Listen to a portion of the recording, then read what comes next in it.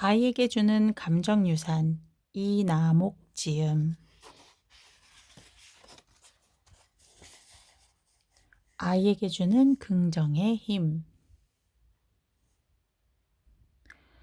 제가 강의를 하거나 상담을 하면 이런 얘기를 많이 듣게 됩니다.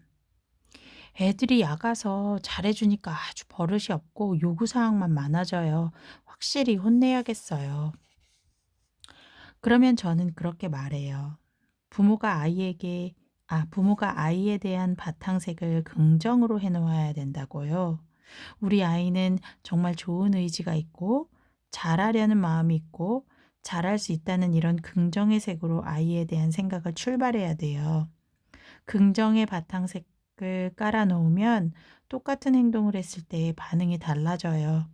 바탕이 이미 믿을 만한 아이라고 하면 반응이 다른 거죠. 그런데 이 바탕을 얘는 원래 이러네. 내가 감시 안 하면 분명히 게임할 아이. 기회가 생길 때마다 용돈을 바라는 아이로 설정하면 또 그렇게 행동의 흐름이 흘러갑니다. 아이가 어떤 실수를 했을 때 이런 말이 나옵니다. 너 이럴 줄 알았어. 너 또 이런 식으로 하냐? 너는 얘기 안 하면 늘 이렇게밖에 안 하더라. 이런 말은 아이의 근간을 흔드는 이야기입니다. 이 이야기를 아이가 듣게 되면 엄마가 나를 신뢰하지 않는구나. 엄마 눈에는 내가 나쁜 아이구나. 이렇게 받아들이죠. 아이에게 하는 긍정적인 이야기는 아낌없이 일상에서 많이 사용되어야 합니다.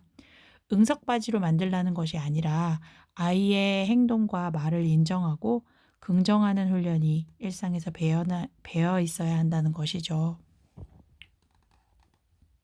나는 신뢰받고 사랑받는 아이야. 이런 자아상이 아이에게 심어져 있어야 합니다. 이것이 아이가 힘들거나 위기의 순간에 큰 힘을 발휘해요. 부모가 아이 인생을 다 따라다니며 함께 할 수는 없죠.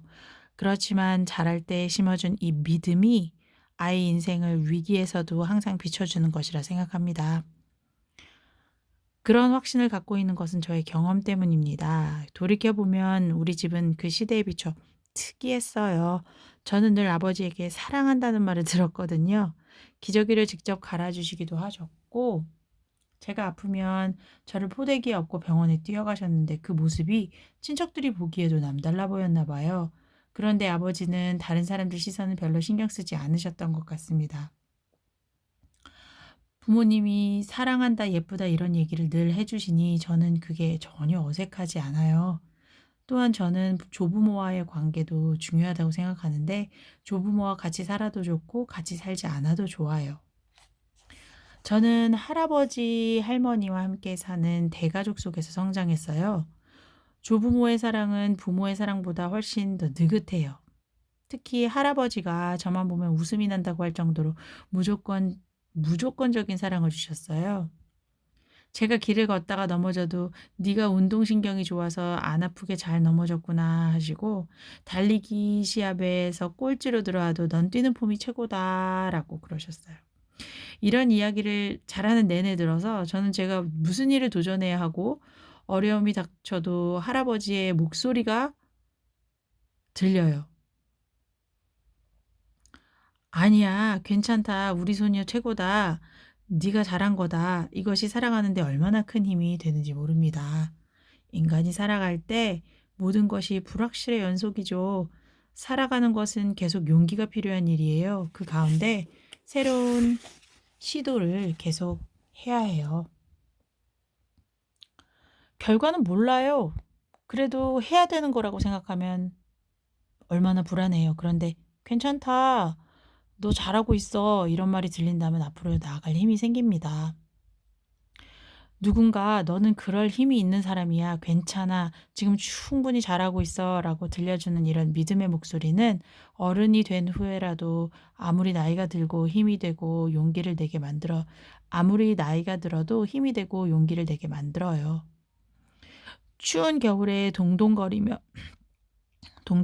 들어와 발이 얼어 있으면 어머니가 아랫목으로 발을 넣어 주시고 "많이 춥지?" 하며 손발을 어루만지며 온기를 나눠 주시던 그 촉감이 아직도 생생하게 기억이 나요. 온몸에 가득 채워지던 따뜻함, 그 어떤 상황에서도 나를 지지하는 누군가가 있다는 것, 그런 것들이 저를 지금까지도 편안하게 만드는 에너지원이에요.